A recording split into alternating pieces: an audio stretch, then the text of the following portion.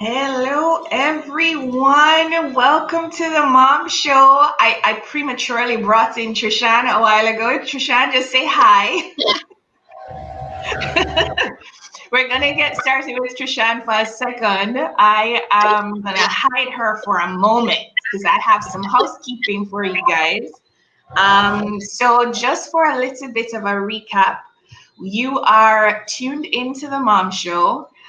This is a paid partnership with Brunswick. Thank you, Brunswick, for once again seeing the value in partnering up with Island Mom. We have a slew of different videos coming up for you in the next couple of weeks, and we'll be talking about a bunch of different areas of focus that are of concern for moms. So one big plug that I have to give is to give a big thank you to Mira from Trinidad and Tobago, who was featured in the last Mom Show on Saturday, and she had a wonderful story. The reception from the story itself has been quite heartwarming. We've gotten a lot of folks who are joining Island Mom as well. So I want to big up the Island Mom Massive and the Island Mom community at this time. And also, if anyone, just once again, if anyone is interested in supporting Mira's initiative, which is a Goddess initiative, which will be giving support to moms as well as young girls who have gone through traumatic experiences, you can definitely reach out to her through Instagram. I will plug her handle in the comments momentarily. However, tonight, guys, we are back. We are talking about mindfulness. We have Trishan Haughton, advanced teacher of therapeutic yoga, who is back with us again. She's a friend of Island Mom. I can officially say that. And we're going to be doing something very special tonight. So based on our last chat with Mira, she actually alluded to how mindfulness and practicing movement and breath, ironically, has definitely helped her to create space in her life, space mentally, space emotionally for abundance, and for her to actually reap the rewards, literally, of abundance. So without further ado, I want to welcome Trishan officially back into the Mom Show. Hi. Hi. How's it going, Trishan? It's going great. I'm a friend of Island Mom. I like that. I like it too. It works. I feel like it needs a t-shirt or something. Uh-huh. I know. Now I'm thinking. So we have a few questions because I have some questions I want to ask you before we go into the actual practice. I am dropping something into the comments because we had a great set of first episodes of the Mom Show in which you were featured and you were speaking about mindfulness. I have included the link to the article, so if anyone is interested, they actually can read some of the tips that you had given around creating a mindfulness. Creating a mindfulness practice. 25 times fast. No, I can't. That's a problem. So if anyone wants to check it out, please just check the comments and you can actually read the article. You can watch Trishan's first interview as well. But I wanted to talk about one of the key points that came out in our conversation the last time around, which was about the fact that self-care should not be negotiable. Ooh, girl. Self-care should not be negotiable. We had a little bit of a chat before all of this, and I want to open Pandora's box, Trishan. Please, let's do it. But I'm putting it to the moms. I'm putting it to the moms right now. If you feel like you want to contribute to this conversation, please do drop it into the comments. Are you negotiating your self-care? I can say I sometimes do. Trishan knows this. But yeah, for real, are you negotiating your self-care? But I want to hear more from you on this, Trishan. What do you think? Should it be, well, you obviously said it should be non-negotiable, but Yeah. why are we negotiating it? Well, honey, since you said Pandora's box, Rip it up. we many moms are negotiating self-care, many women are negotiating self-care because of unresolved trauma. That's like the most, I mean, that's a huge answer, but it is the simplest one in my opinion, or the realest one at least. And pretty much we've had certain experiences that have taught us certain things. This is what life consists of, right? And so there are lots of things that have happened. And first, let me quantify what trauma is. It's not always, a car accident or being sexually molested, or it's not always those big things. It is, in its most basic definition, something, an event that you cannot process. It's an event that you don't have the tools in that moment to process. And so how the repercussions of that was what we see happening in our lives thereafter, right? Um, and so with that quantified, there's a lot of it creates a lot of inner dialogue, that inner critic, the negative thoughts, and a lot of beliefs that we don't even begin to question, because from your I was at your knee, these were things that you were taught. And this is especially true of women, because everybody and their father has a comment about how women should be, how moms should be, how women should be, how they should dress, how they should do everything, how they should and how they shouldn't. I won't even go into the patriarchy. Don't get me started. But that's a whole episode by itself. call me back. I'm ready. I'm ready.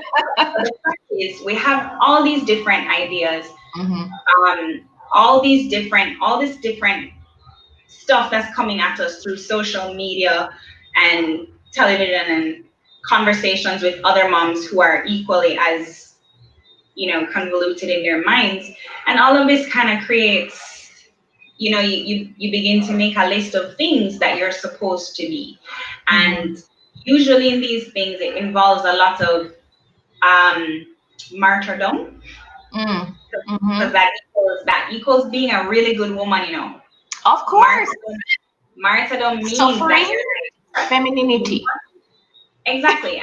And there is, there are things like that. Life must be hard. That's how we quantify the success of our lives. I really struggled, and it was so hard, and this becomes your story and even your identity.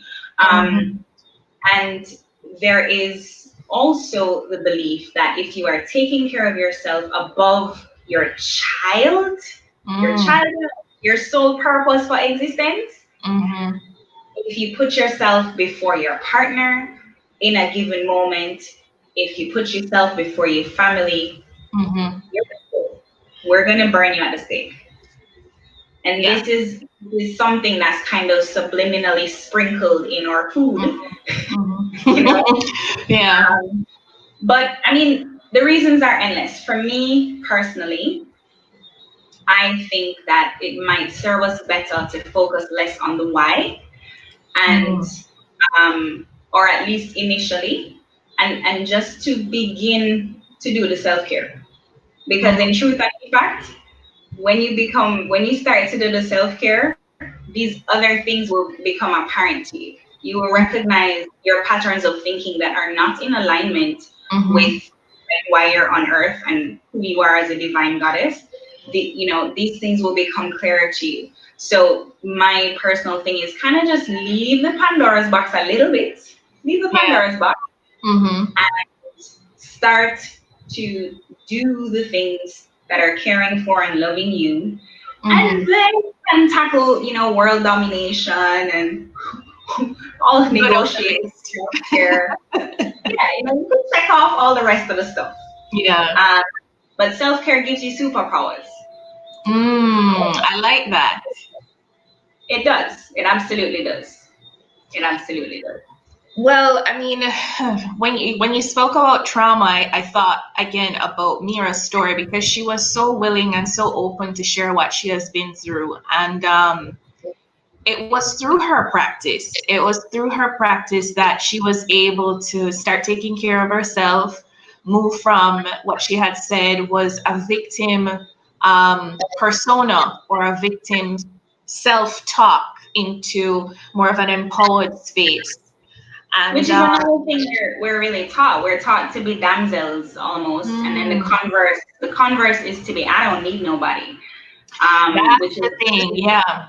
is also not helpful. So most of us haven't quite figured out the harmony in Hmm. that, the middle ground. While you were talking a while ago, and I'm going back to Pandora's box for a little bit, taking a peek, just going in there a little bit.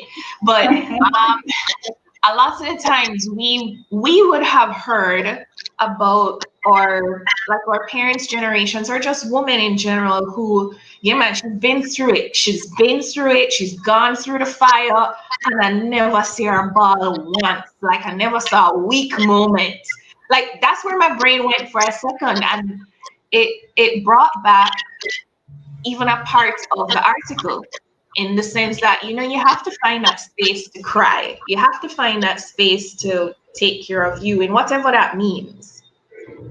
But It's it, it's really that I actually felt it in my heart when you said it a while ago. It saddens me so deeply, mm-hmm, because it really is actually asking you to cut off a piece of yourself and then to cauterize that wound. And the reality is just like people talk about phantom limbs, mm-hmm, mm-hmm. where you use that hand or foot, but you kind of have the Still feel a sensation. pain, and yeah. Mm-hmm, It's the same thing. It doesn't go away or disappear because you're not crying about it or because you're not, feeling about it. And this is one of the things that kind of makes trauma become deep-seated shame. It's the fact that it's not allowed to be spoken about honestly, and you're mm-hmm, not really supposed to express in all the ways that you're being impacted or affected by something. Uh, mm-hmm, and it's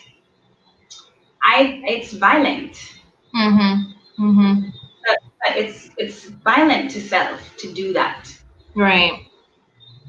Well, I mean, you said let's not focus on the why anymore, but like the how. So going into that and just reiterating in terms of what Mira had said, and because her story had touched so many people, I keep referring to it. Love her. She's such a beautiful person, just overall. Yeah.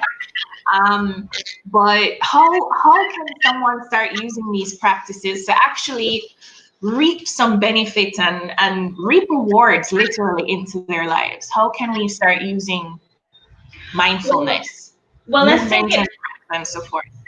from a physiological perspective because for some people the more esoteric and airy fairy things or what seems airy fairy will Mm-hmm, appeal, and then some people need to understand the concrete benefits, right? And mm-hmm, the concrete benefits are also something that require a whole nother episode. The fact of the matter is that our lives are filled with stress, just full mm-hmm, stop, full of stress all the time. Kids, especially moms' lives, right? And so we mm-hmm, have a stress response. And when that stress response is not managed, calamity breaks loose. mm-hmm, So take for instance, the stress response is perfectly fine and great when mm-hmm, there is actually stress or what we perceive or what we're talking about, what the stress response kind of is really for is, let's say for example, you and your kids are about to cross the street and you mm-hmm, look left and you look right, there are no cars. You step down onto the road, you look left and you look right, there are no cars, and you start to walk across the road. Somewhere in the middle of the road, you look left, no car, right, oh my God, there is a car. Yeah? mm-hmm, mm-hmm, Immediately, your hypothalamus presses the panic button. Okay? mm-hmm, And a number of things happen in your body. Cortisol is released, adrenaline is released.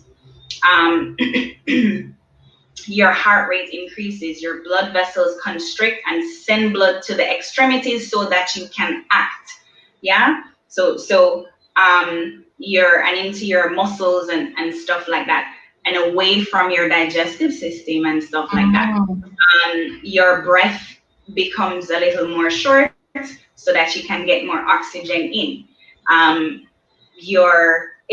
there's a series of responses that your body will have. Now, let's say the car does not hit you down and you make it to the other side of the road, by grace. You and the kids are safe. Mm-hmm. Eventually, the hypothalamus will go, team, everybody check in, is everything okay? And once everyone has reported we're fine and safe, the hypothalamus turns off, and all these responses, all these different things that happen, the liver secreting more blood sugar, all these different things can go back to normal.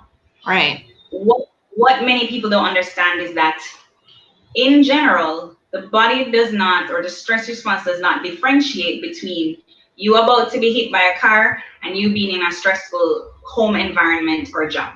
Stress is stress is stress, right? And so you have the same set of things happening. And when we have chronic stress, which means over a period of time you remain in that place, and over a period of time, those same responses that are perfect and helpful for an emergency situation are not meant for you to live with, Got right? you. So when the blood vessels constrict and the heart rate is up, you're gonna have high blood pressure over time. Your digestion is gonna suffer over time, and we have acid reflux and these kinds of things because the blood is always moving away. The hypothalamus continues to think you're about to be hit by a car, when in reality your boss is just actually stressing you out, right? Right. And so this is where the mindfulness comes in from a physiological perspective. Breath and movement helps you to manage all of these things, every single one.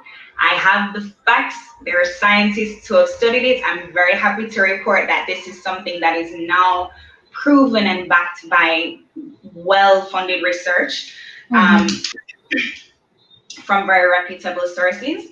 Mm-hmm. So mindful movement and conscious breathing mitigate against all of these things, Mm-hmm. all of it. The blood pressure, the possibility of diabetes, and all the things that happen as a result. The muscles, the tension in the muscles that creates the tension headaches, and the kind of the shoulder thing. I don't know what it is, but I have it for so long. My back aches. All these different things are happening. The breath and movement will Mm-hmm. help with that. And then one very big thing that moves out of the physiological into the social is Right. that just like when you're about to be hit by a car, you're not looking to make friends. And you're not looking and thinking Mm. as the car approaches, you're not going, oh, my kids are so beautiful. No, I want to get the kids out the damn road. Like, this is Right. so it's important for us to understand that when we're under duress, we're Mm-hmm. not really in the place that makes for the best social connection and relating to our loved ones. I got you. You're just not, like, literally there is a part of the brain that's like not it's not happening, it's not firing because of all these other things that are going on, Right. right? So when you're under stress, you're just like a less good person when it's not managed, and we know Mm-hmm. that. That's where we talk about being hungry. Like Oh there yeah. are ways, exactly, we've understood that there's a mind body connection. We just Mm-hmm. haven't understood the fullness of that, the depth of that. So in the same way, if you're hungry, you get miserable. Miserable is not a physiological response. You know what I mean? But it is a real thing. I personally am not. I'm not okay when I'm hungry. Yeah. You wouldn't like Yeah. me when I'm hungry. Okay? So it's the same thing. For us to be open to Mm-hmm. receiving love and to connecting with our loved ones and others, we also have to take care of these physiological things. Mm-hmm. I want And to that, put it, well, I want to put it to anybody who's watching. If they have any questions, first off, for sure, drop them in the comments. yeah, But please. I did ask at one point, it was up on the screen. Let me put it back up. What are some of the stresses that you deal with as a mom? Because that kind of brings us into the next question, which when we were putting out the the post around this particular topic, we spoke to three very broad categories of moms. So the moms who are going out to work, the moms who are at home, whether they're working from home or they're home with the kids or physically in the same space, and then the moms who are also caregivers for extended family. Each Yeah. of those moms, I mean, every mom has a level of stress that they deal with. And Right. each of these moms have almost unique stressors as well. So I guess my question to you would be, what are some of these unique stressors that each of these moms may have to deal with, and what are some of your tips for them before we move into the practice element? Okay, so I would say, um, in general, for all moms, Yeah. right? I want to give some tips that are both about the body and, the emotional, spiritual, self. And the first one is that I really think so. So the pandemic has there's a term that has buzzed around during the pandemic, and that's pre-existing conditions, right? And we Mm-hmm. have, an understanding that, persons with diabetes, persons who have compromised respiratory systems, these persons have these pre-existing conditions, and it makes them more vulnerable, if they do contract the virus. We're like, oh my God, they're gonna die. Mm-hmm. Um, and what I want to invite all moms to consider is their own pre-existing conditions in your life, Mm-hmm. right? Not just physically, but what are the things that are happening in your life, in your situation, that create a vulnerability or a challenge for you. And I want to identify that, because just like with the pandemic, a lot of these pre-existing conditions, had they been properly managed, people would be in a better position to tackle the virus. And it's the same thing. So, for example, when we did the first 3 episodes of the Mom Show, it was specific to single moms. Right. Being a single mom who is unsupported, largely, like, let's say your family lives abroad and you don't have many Mm-hmm. friends, or, whatever it is, that is something that's a vulnerability that's there. That is a feature of your unique situation that you have to bear in mind and start to kind of plan for. What does this cause for me? What are the consequences of this? And what are the solutions? Mm-hmm. Right? So we all have to kind of look at our lives and see what are my pre-existing conditions and what Mm-hmm. does that cause? What are the possible consequences? And then find a solution before it's flooring you, right? Mm-hmm. Um, I do think that, and it's important to do this from a very objective perspective. This is not an invitation to find things to feel guilty about.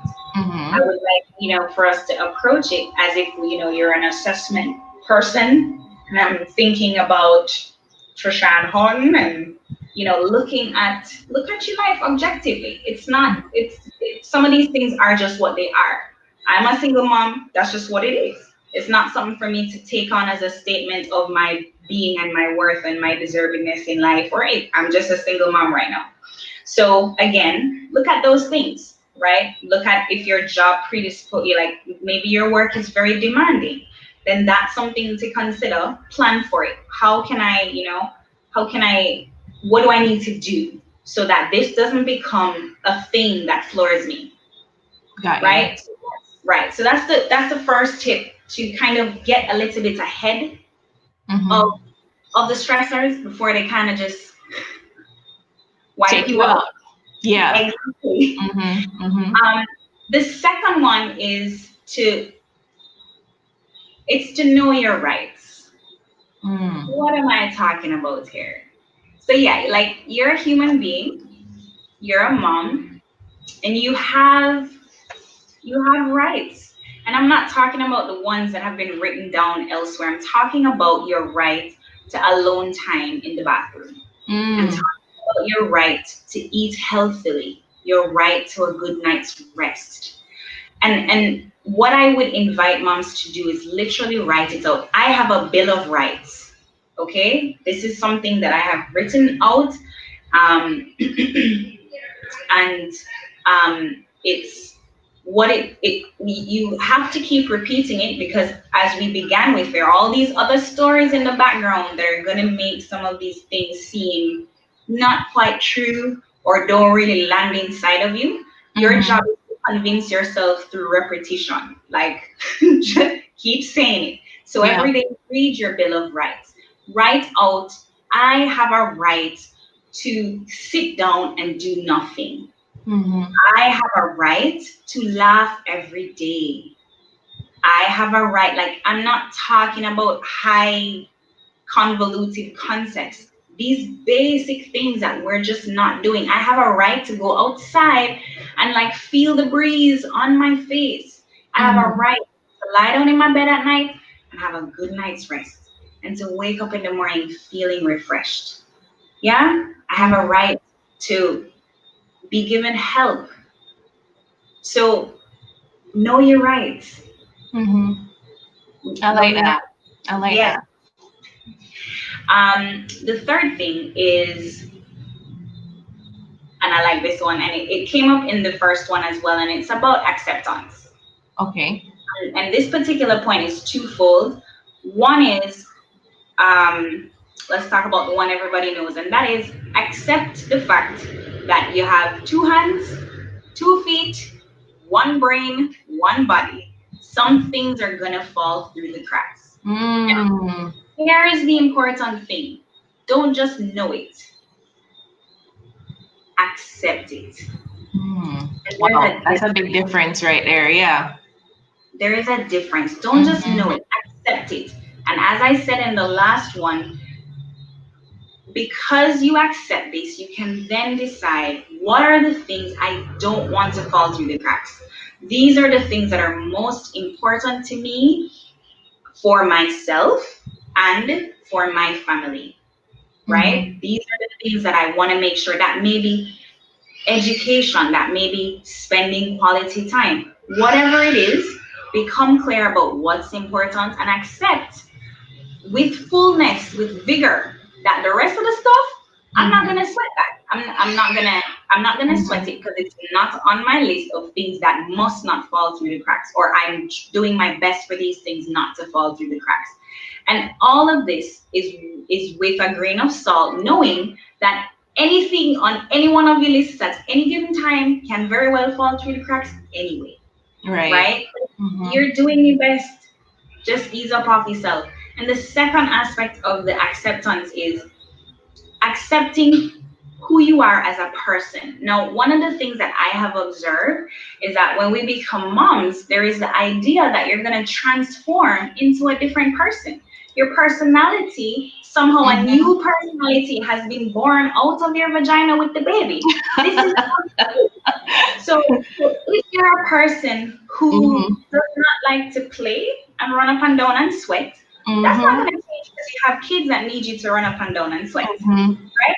So how about you just kind of ease up off of that one and create a support system. Do what you need to do to make sure that, call an auntie, call a friend, have play dates, but you create solutions that both honor who you are still and meet the need. Okay? We could have a whole conversation about that other persona who you think is born with the baby. Because even I had to let go of that persona a couple years ago, because I realized that, listen, I'm just not the mom I thought I was going to be. I'm just not that person. Exactly. And I mean, in the same breath, this is not to say that you are to be unwilling to compromise and to evolve, because that's a part of motherhood also. But there are some fundamental things, especially those things that you find yourself keep on trying to do that not working out. Right. Those are things you gotta just get up off them. Stop it. Stop. Just stop. So accept who you are, right? If you really have a problem with that, so if there's some things that you might not be okay with, I'm an angry person, for example, then you go get some help with that. You know what I mean? But let it be that in terms of your personality and some things about you that society and everything else tells us that we need to be, you can outsource. I'm a big fan of outsourcing, okay? Yeah. And then you outsource and you compromise and you figure it out. So again, Mm-hmm. if you're a mom that doesn't like to play, have play dates. And agree with your kid, okay, I'm gonna play with them, probably just board games though. Okay, we're Got not you. going I'm not gonna go outside and run up and down with you. Okay, and Right. this is just what it is, and we just know that that's what it is. Not in a way that is like closed and rigid, but in a Mm-hmm. way that kind of just allows you, well, okay, I need to plan that play date. I need to, Mm-hmm. and gives you a little room to not feel so guilty. Because guess what? This is who you That always guilt, were. man. Mm-hmm. This is who you always were. So that acceptance, that twofold thing, critical. And then the final one is to connect. This is for all moms. Connect with your body, connect with nature. Now listen Mm-hmm. to me, mom. Listen up. And when I wag my finger, it's like it's serious. So you can't, you are, if you're working on a computer screen and you're doing your homely duties and you driving a car in traffic and you join, right now we have lines at the supermarket, and like there's a way that your world begins to shrink, Mm-hmm. right? And my invitation is to begin to, that's what nature does for you. When I go to the beach, I feel larger than life. And it's in Ayurveda we say you must look at beautiful things. They inspire a certain feeling, you know. So you want to go outside, look up at the sky, like do things or observe nature in a way that makes you just kind of, without even trying, it's gonna happen. All you have to do is just go outside and pay attention to something Mm-hmm. that allows you to kind of open and expand.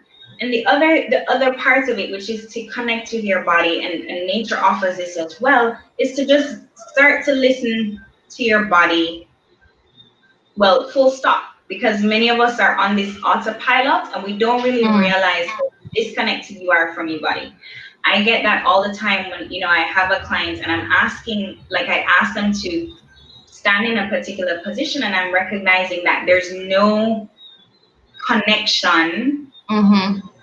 the mind and the body. They're not literally not aware. If I say stand with your legs together, they're not aware of whether or not the legs are actually together. There is a, Wow. and it's yeah, it happens over Mm-hmm. time. But Mm-hmm. it's something that we all do. We feel the neck, Mm-hmm. we kind of soldier on till the neck pain isn't a thing anymore. It What? as I said, it kind of goes into What? Wait. Okay. came out accidentally. G is like it. Yeah.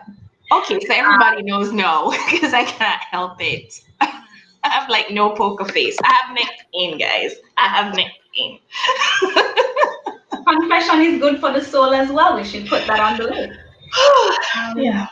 But just to connect with your body, feel your breath, put your hands on your body, Mm-hmm. bathe yourself with just your hand, like literally just begin to, guys, it's literally the bridge between the divinity and the earth. This is your body is you being like, um, it's how the divine is able to connect with the experience of being on earth. You know what I'm saying? So it's a very your body is a holy thing. And as a result, connect with it, become friends, right? So those were my tips for all moms. Love it. Those are my tips for all moms. And I forget what you asked. Oh, we're diving into the moms now specifically. Yeah, the So specific moms. so let's start with the work mom. So Okay. yeah, the work mom, my key things for you. One is become clear on home time versus work time. Mm. Become really clear on that, right? So when you go out to work, that's work time. But I also want to define work time as you doing housework is also a kind of work time. All right. So unless you're involving the kids in the cooking and the kitchen, and so it becomes a connecting experience, it's work. The laundry, it's work. And so that's different from family time. So the point I'm making here is not because you're at home, it doesn't mean you're automatically doing home time. So kind of become clear in your mind about conscientiously stepping into your family time, right? Mm-hmm. And be deliberate. Make clear demarcations. Don't carry home your work. Who needs that? And I mean, I know for some persons it might be a little unavoidable, Yeah. but if you do go out to work as best as possible, when you are coming home, on your way home, start to condition your mind. I'm now going home. I'm going to see my beautiful kids. Because what I know for me personally, what used to happen is I going home, I need to cook by this time. Water might go away because it's drought. I saw a notification from the National Water Commission that water going off, and I was like, I need to cook every day by this, and I need to. Yeah, Mm. no, chill out. Brunswick has many options for easy quick meals. Oh Haha. yeah. Oh yeah. So you don't need to go home and try to do like a gourmet meal every day. Sometimes you're gonna eat leftovers because it means you spend more time finding out what your kids did today, how they're feeling, what they're doing, what they're thinking. And you get to tell them about you and you have more time to chill. So make that distinction, home time or family time, connecting time versus work time. And then the other thing is you need to be really discriminating or discerning about what you're taking in, right? And what I mean by that, because, and it's a little bit different for the moms who are at home because they're cocooned in a certain kind of way. There's a little less stimuli from the outside world and a little less noise. So you going out to work at the office, what conversations are you listening to? Driving in the car on your way back home, do you want to spend that hour in traffic on your way home listening to the news? Are you sure? Are Some you good sure? questions here. How about some music that moves your body from here to here, Mm-hmm. and you feel this? How about that? Mm-hmm. Yeah. Yeah. So it's kind of like, when you're driving on a road trip and you like driving up to the mountains and the air changes, so you want to wind down the window and feel the breeze and smell the crispness of the air and the mountains, and you're taking that in versus winding down the window and somebody splashes dirty water on you. What are you letting in? What are Mm-hmm. you letting in? So especially in that in between when you're transitioning from work to home, be deliberate in transitioning. When you come home, just start the transition as soon as you step out of the office, so that by the time you get home, when you're taking off your clothes, because it's COVID time, don't go hug those kids with the COVID clothes. So you're taking off your clothes, take off, that's the last of the work. This is now like family mom, Mm-hmm. right? um Yeah, and the last thing is that you need to move your body, because you would have been in a particular pattern of whether you're a construction worker mom or a desk job mom. You're going to be in a particular pattern every day, and it's going to create certain holding patterns in your body. So you want to just move. If you're sitting at a chair, get up, move. So some of the stuff today, see my chair behind me, mashed me Yeah. up a while ago. It's not your fault. There is a reverse with the camera. So it's not entirely I your was like, fault. where's the chair? Yeah, the chair is over here. Yeah. This is my chair, Charlie, and you want to just move, get up out your Mhm. chair, stretch every 40 minutes or so, move, and I'm gonna show you some of the things that you can do with that. All right, so that's my work, mom. Before you go to the work, Mom, I want to highlight a comment here from Marie. And I think this was in relation to one of the tips that you were giving a while ago. Yeah. The better rights. Mm-hmm. That's definitely a really good idea. I wrote it down like in all caps. I need to do my own bill of rights. Yeah, Yeah, and definitely. I won't take credit for it.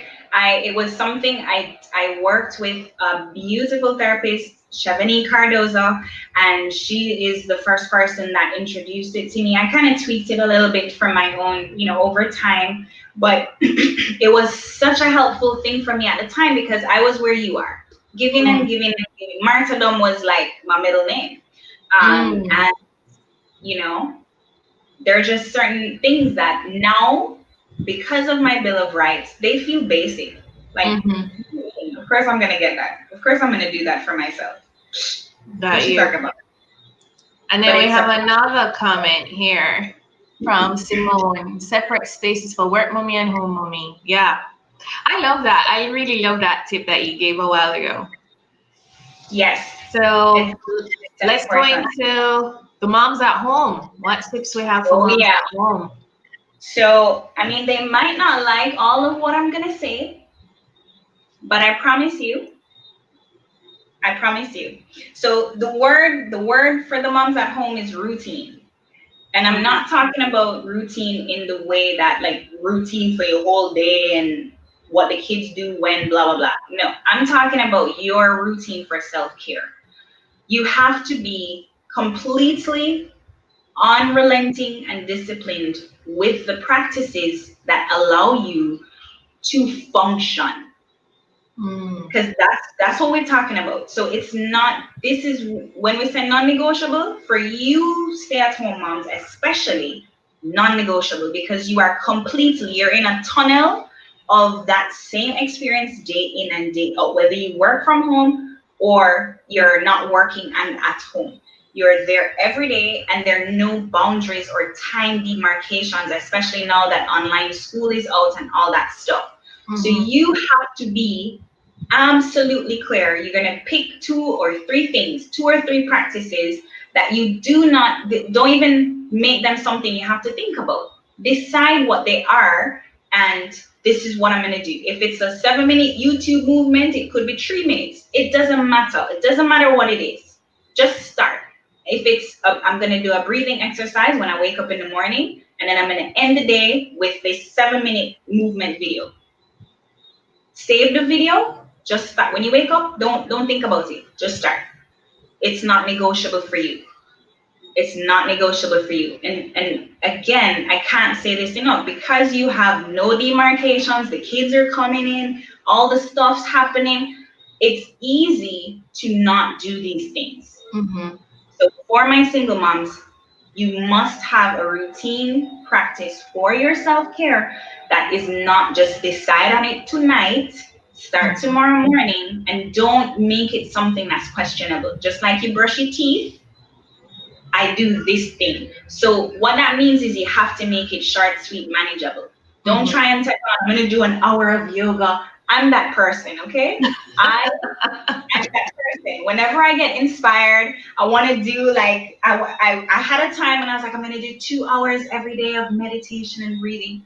Yeah, right. Do what? Wasn't happening. Wasn't happening. Mm-hmm, Sometimes I'm meditating. You know what I feel? My daughter lying down on my back. She's like mm-hmm, pressing me. It's not happening. So find what's manageable for you, mm-hmm. and make it non-negotiable. And again, do not dabble. So let me tell you something. And you see, a little bit harsh with you guys, but it's all love, and it's because in this particular situation, this is trust me what you need. So when I say don't dabble, I know we believe variety is the spice of life, and it really is. I love variety just as much as the next guy. However, for you, forget about it. Don't, because it creates a space to kind of miss something because I'm getting bored. Just commit to some practices that are working for you. And what that will do, if you decide I'm going to do this for 10 days, for 20 days, whatever you can manage, start. If it's 3 days, I'll take it. But I do recommend no less than 10, right?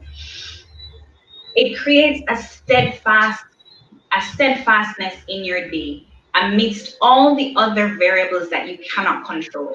Mm-hmm. So believe me, more variety, your day has enough variety. It's just not in the way that you particularly can control. Mm-hmm. So You don't need more variety. You need a specific, steadfast, focused practice. Make it simple and manageable for you. Do it every day. Do it every day, no matter the time. And what will happen is it gets easier over time. The rest of your life will improve. You will find that your life becomes a little more spacious.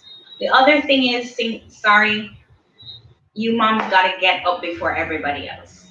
Mm. That's my suggestion. Get up before everybody else because it's the best time to get some quiet. It's the best time because the rest of the day it's not that it can't happen, but you're kind of fighting for it. True. You're negotiating it around these things that are variables. So it may or may not happen. And then you get mad, you get frustrated, blah, blah, blah. So I recommend getting up before everybody else, at least 20 minutes to an hour. If an hour made you panic a while ago, take 20 minutes. And just chill. If that's what you're doing, just chill. If this is when you want to do your movement practice, do that. But you more than likely, and I mean, if you have some other time in your day when that's possible, I used to try after I put my daughter to bed because I'm a single mom, so I live alone, and that's also a fun time for me. But I'm done with the day. At that point, I do chill. Yeah. I'm not doing nothing. I might drink some tea. That's it. All right. So get up before everybody else. If at least 20 minutes, just to like look out the window, anything. You would have started the day on a footing that's a lot more stable. Okay? And yeah, I think that's pretty much it for the stay-at-home moms. And then the moms who are caregivers, before we go into the practice. Yeah, so the caregiver mom, your mantra is going to be, it's about receiving for you. A person who is a mom and a caregiver needs help. You need support.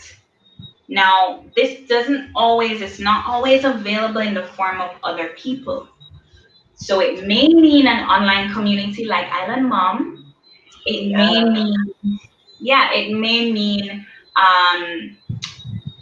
mean like what it is do the things that actually help you. So it might mean that you have to you play a certain kind of music in the morning. But what is important here is understand that for you, support is non-negotiable. So whether it's other people, because we always think of support as other people, but there are activities that bolster you to manage the rest of your day and your life as it is. And this is what I mean by support. So become aware of the times of the day that you kind of need a little extra oomph, and then fashion your life accordingly and get supported in this experience. The other thing is that caregiving comes with a lot of emotions, as do all the other moms as well. But you might have some resentment, some anger, and frustration about this caregiving and towards the person's caregiving, especially if your relationship prior to this was not great. And that can lead to a lot of guilt, especially if they're like suffering and in pain and you're feeling resentful and angry at them. But it's okay.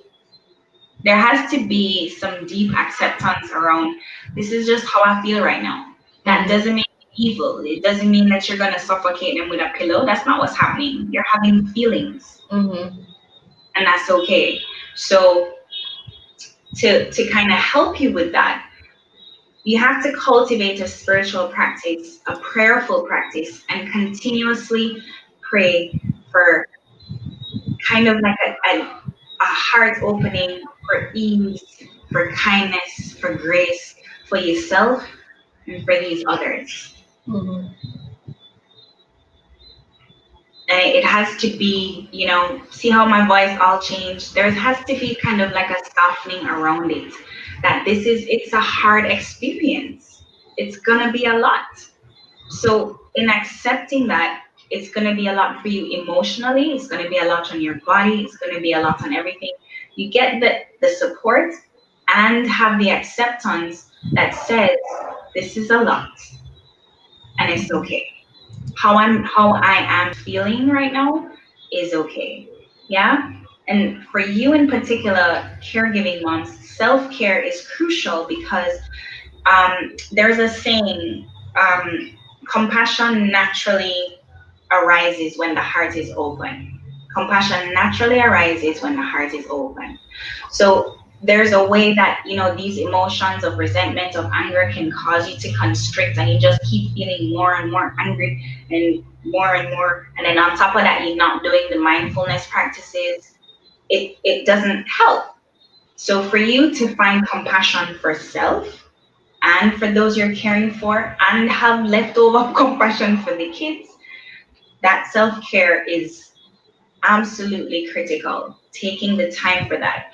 The other thing is rest. Like know where your edges are and make rest a priority. It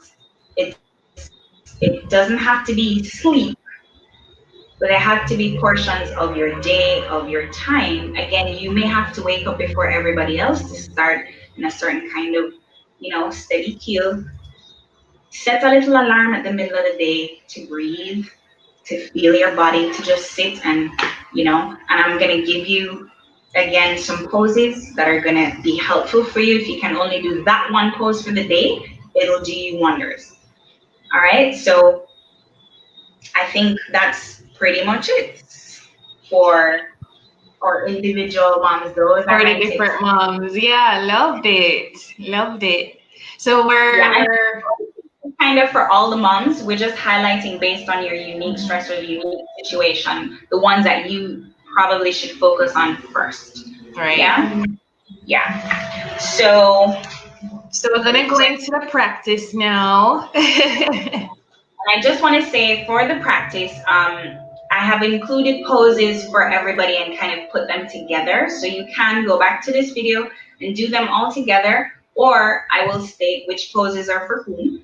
Or you can just pick if you only have time for these one pose, two poses, you can pick out of that based on which one is best for whom, and I will share that as I'm going through the poses. All right, they're all easy peasy and appropriate for every body type. Awesome. Okay, well, let's get going.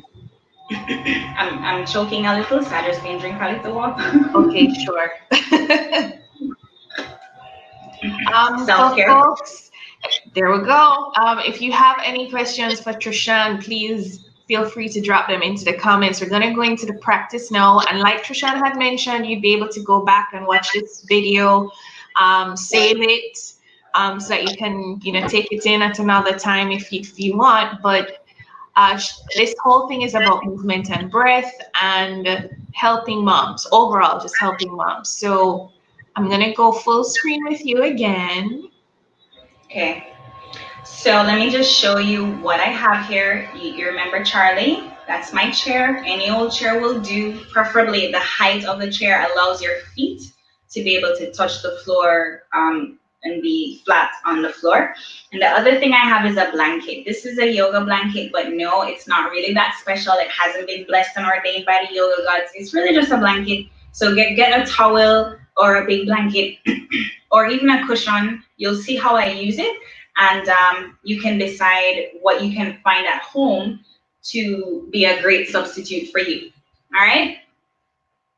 So the first thing we're going to do is alternate nostril breathing. This is a great breath to start your day with. And this is for all three mom groups, right? So you want to just sit up nice and tall. You can literally just sit up in bed and do this. Or you can, when you're taking that nice quiet time that to yourself, when you've woken up 20 minutes to an hour before everyone else, and just go outside where you can hear the birds and do this breath. Okay, so you're going to take your right hand and we're going to bring the thumb, no, this is not a thumb, the index and middle fingers down, and we're going to leave extended the thumb, fourth, and fifth fingers. All right? So you're going to gently, please don't abuse your nose. You're going to gently cover the opening of your right nostril. Inhale through the left nostril. Cover the opening of the left nostril. Exhale out the right. And I'll be instructing you as we go along. And we're going to do this for just 10 rounds in the interest of time. But if it feels good for you to continue, feel free to do that. Okay, so we're inhaling through the right. Inhaling through the left, covering the right. Cover the left, exhale out the right. Inhale through the right. Exhale left. Inhale left. Exhale right. Inhale right. Exhale left. You're going to just continue this breath at your own pace.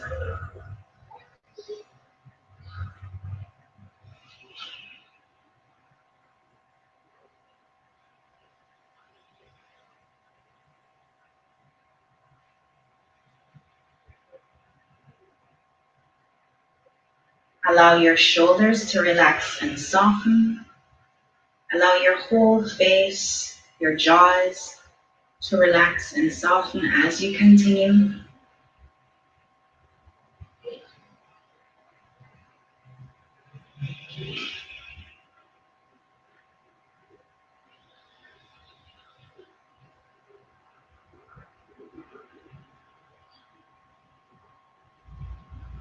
And then you release the hands and just take a few breaths in and out through both nostrils.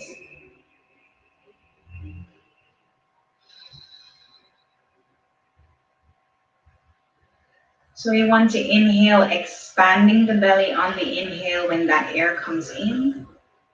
Exhale, squeezing all the air out of the belly. Inhaling into the belly. Exhaling fully.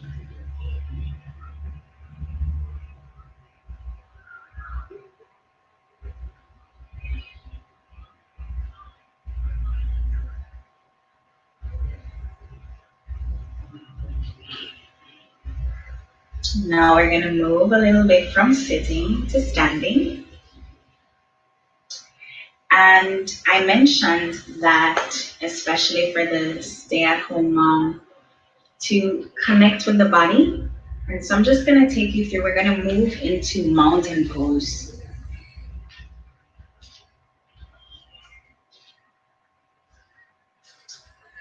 And Anika, can you hear me clearly?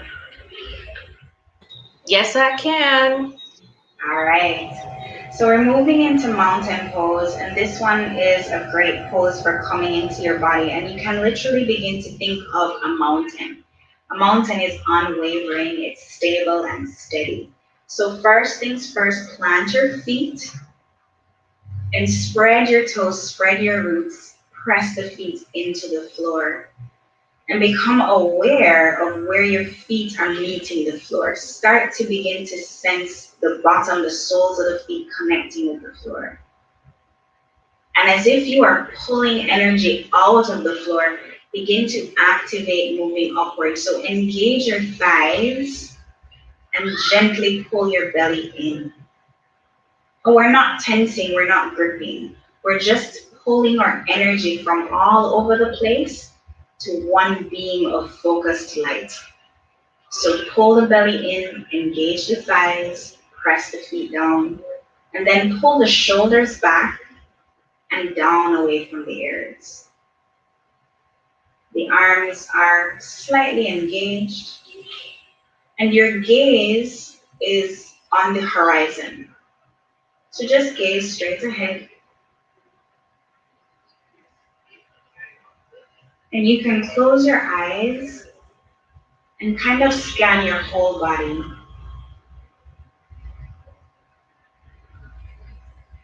feet are pressing into the floor.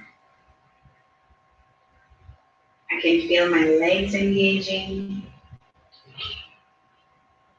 As I pull my belly in, I can feel, a little aching in my back.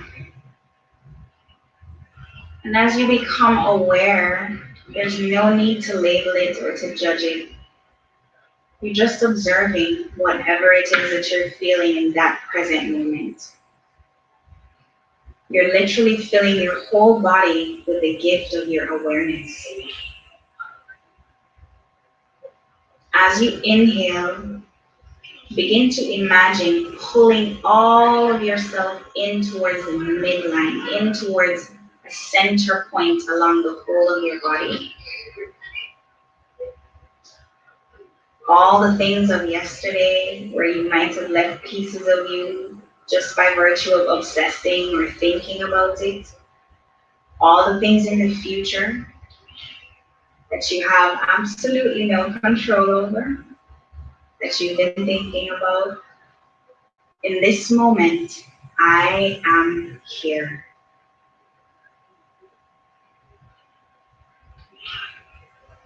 So with each inhale, bring the energy in. And with each exhale, let that energy integrate and just stack and allow you to feel like a mountain, unwavering.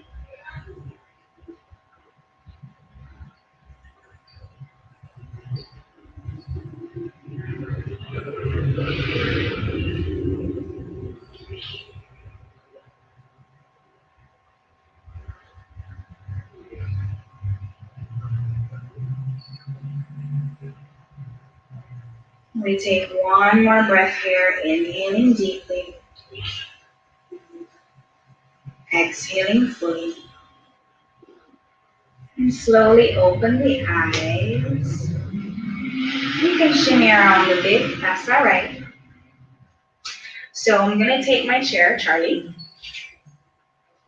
and depending on the height of your chair, you can just figure out how to make it work. You're gonna use the back of the chair, but you can also kind of hold on to the sides, or if it's a higher chair, you can use the seat of the chair.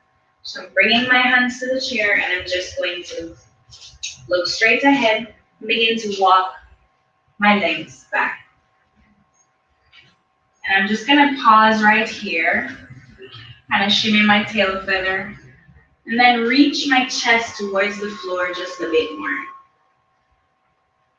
You don't have to go as low as I do. You can just be, if this is where you are and you're feeling a stretch here, that's okay.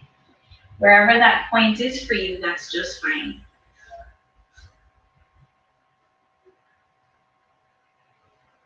So I'm pulling my waist back away from me and I'm lifting my belly towards my spine. I'm lifting my belly button towards my spine. I'm also engaging my legs. And resist the urge to have your head hang. You want to keep the whole spine, including the neck, in a straight line.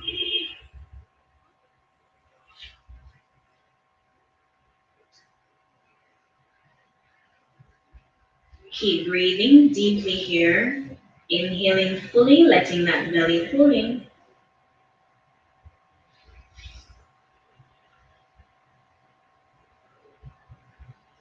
Pull the shoulders away from your ears as you're doing this. Pull the shoulders back. And then slowly walk back towards your chair and come back into your mountain pose. I'm just gonna move my chair to facing you guys so you can see what I'm doing clearly.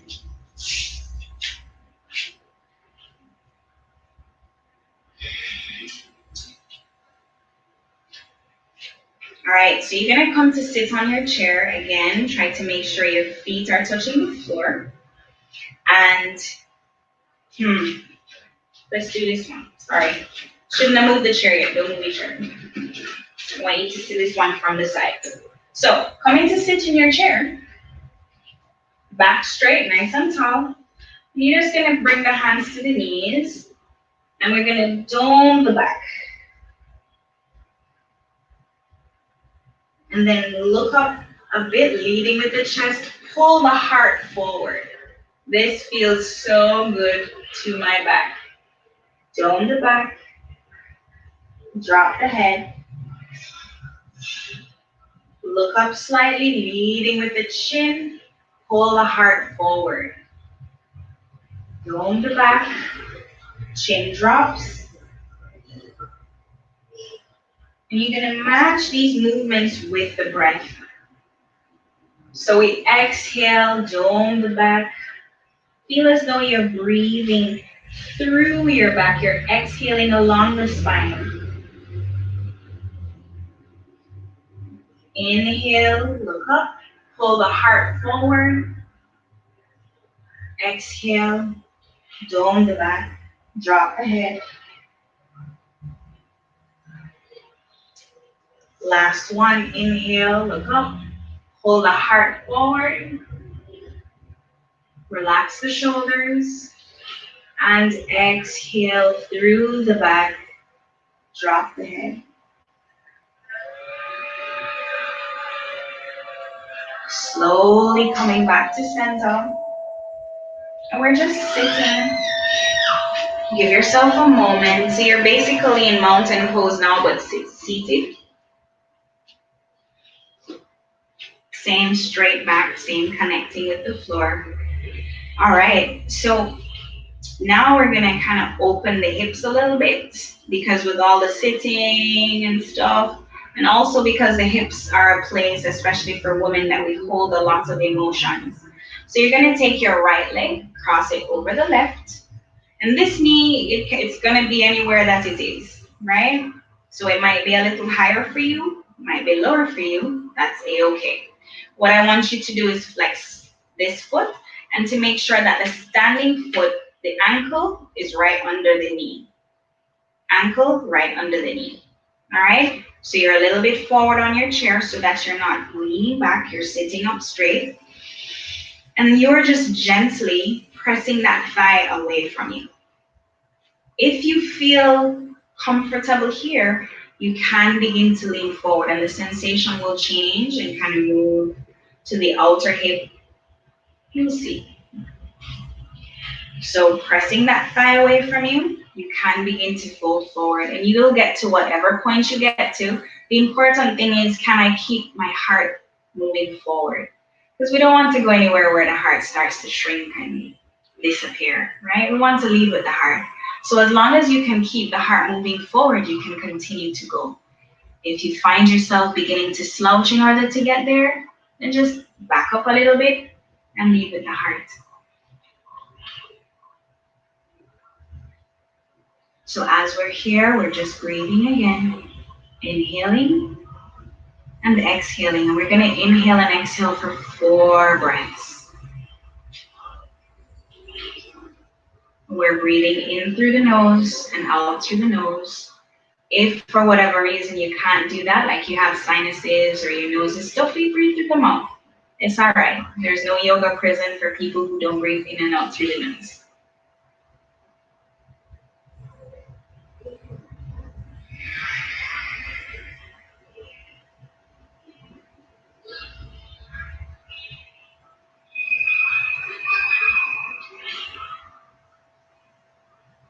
Slowly releasing that. Back remains straight, chest lifted, heart lifted. We'll switch legs.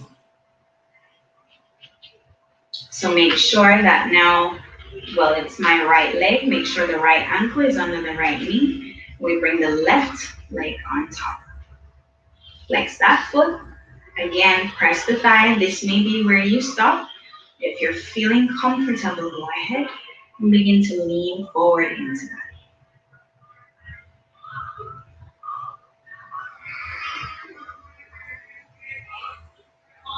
4 breaths here, in through the nose, out through the nose.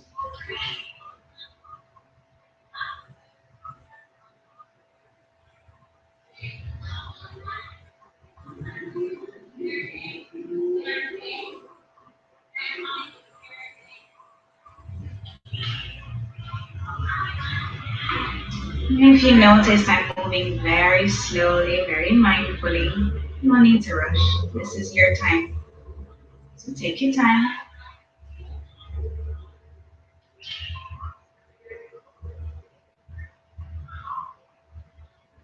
and then slowly releasing that leg.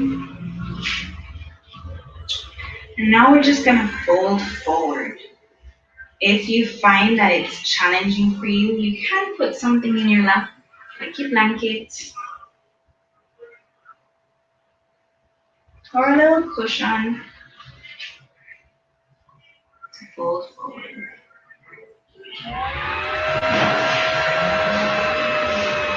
And I'm going to show you what that looks like without the blanket or cushion. Chest is lifted, the back is straight. Just folding forward, let the head hang and the arms hang towards the floor.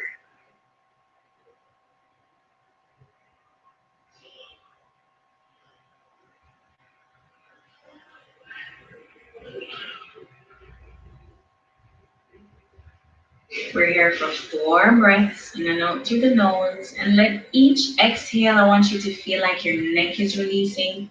Relax your face completely between the brows, the corners of the mouth. Just completely relax the face, relax the shoulders and the arms.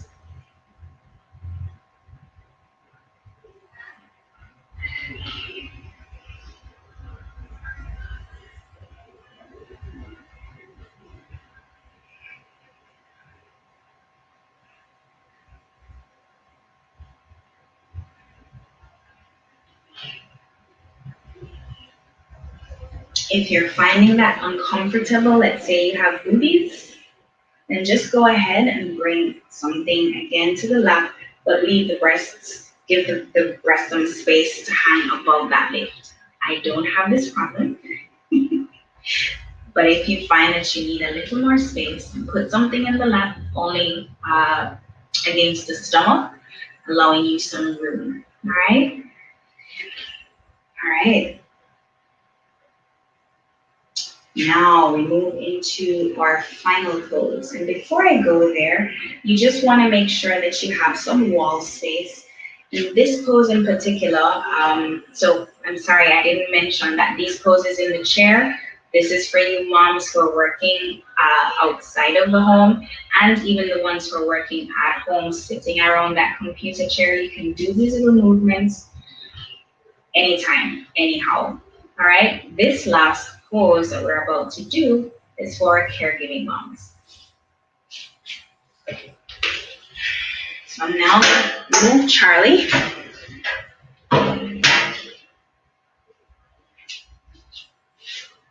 Oh, 2 more poses actually. So you're gonna come to lie on your belly. See? All right, so we're lying on the belly, completely relaxed.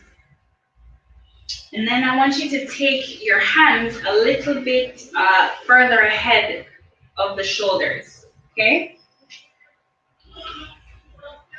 And you're gonna slowly press the feet and press the pelvis. In Jamaica, we say juk. So whatever works for you, press the pelvis towards the mat and straighten the arms. Pull the shoulders back. If you feel that you can go a little bit more deeply, then walk the hands back a little bit. What's important is that you shouldn't feel discomfort or pain in your lower back. So we're here pulling the shoulders back. Take big breaths in and out. Exhale to come all the way down, and we're going to do that one more time.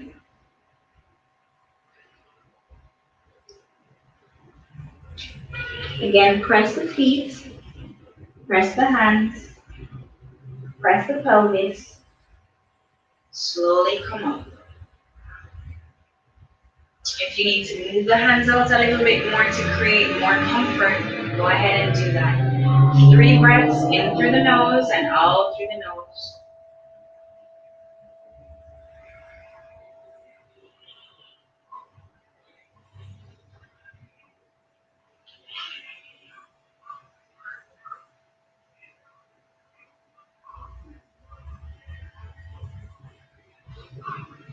Slowly release. Come all the way down. And rest.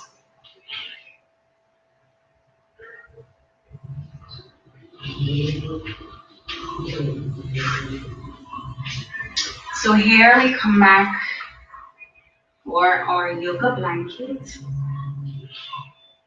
So you just want to lift that's about that high and your wall. And this pose, it's a gem for everyone. I'm going to show you 3 variations of the pose just in case the back of the legs are tight.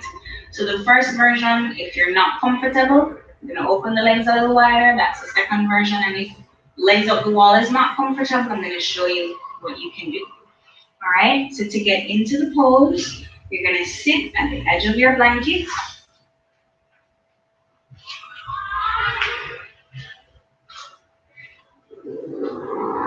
Take your time. If you have a big boomsy, you have to leave some space between the wall and the blanket. So you have some space for your body. So we're going to go ahead and bring the legs up the wall. Try to ensure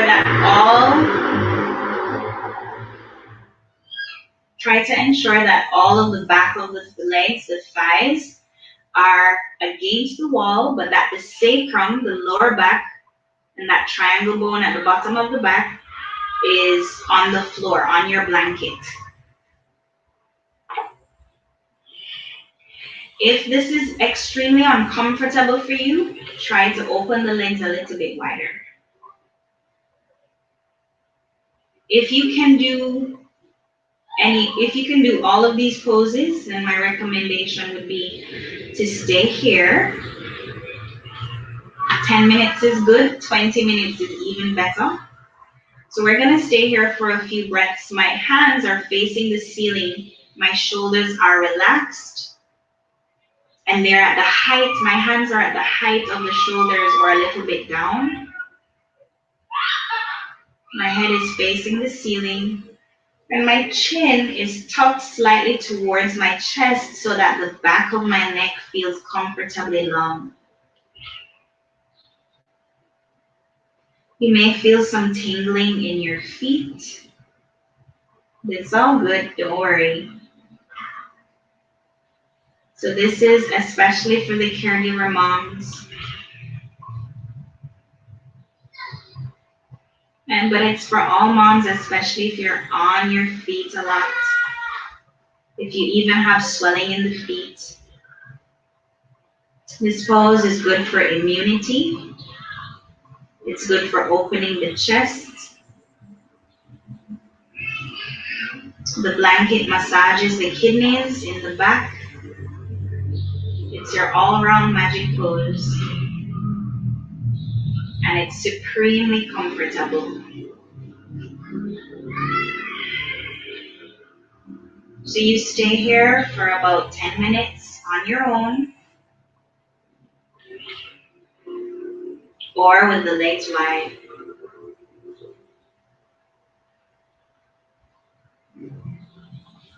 If none of those options are seeming comfortable for you, our last pose would be to once again take Charlie.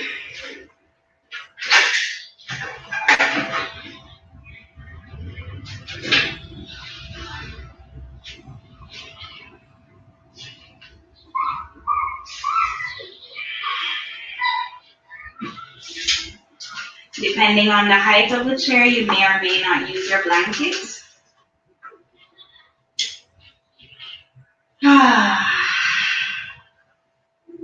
I'm good here. So mindfully breathing into the belly.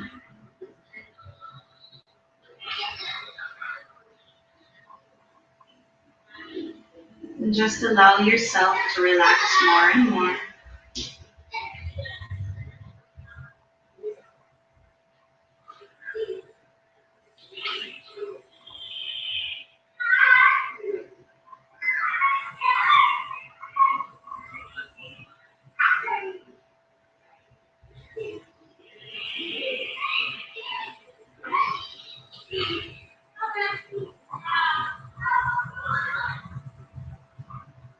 And you can stay as long as you like.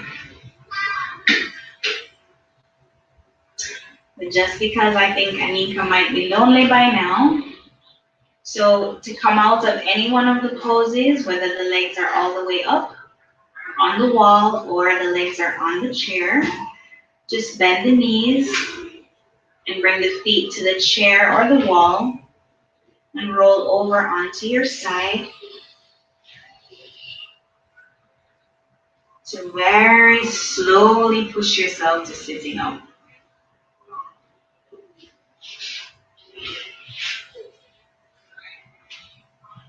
And here we are.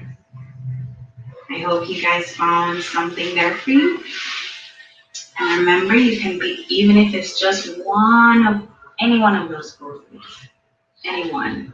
I would love if you did all of them, or two, but I'll take it if it's any one of them. Thank you guys so much. Namaste.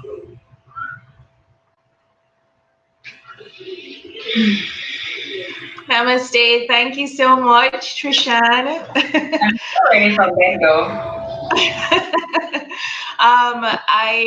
What I was just thinking is I'm gonna edit this video so that we'll have a separate version just with the movement, which ended up being about maybe 15-20 minutes. It was thereabouts. So I'm gonna have that as a separate upload, but for anyone who really wants to take in the benefit of this practice that Trishan just so graciously shared with us a while ago, you'll be able to rewind this video momentarily, save it, put it into your saves, come back to it. But regardless, I'll be uploading a separate version just for the moms to take that into. But I want to thank you. Thank you so much for joining us again. It was such a pleasure. I'm so glad. Thank you, and thank Brunswick and Island Mom for having me. I'm always so happy to share with the moms. And for guys, it's scrolling on the bottom of the screen right now. If you want to follow Trishan, please head over to Instagram. You can find her at Trishan the Free. And just before we go, want to do a plug. We're gonna have another great Or on Facebook, Trishan Haughton or TrishanHaughton.com. all of those handles, you can find her.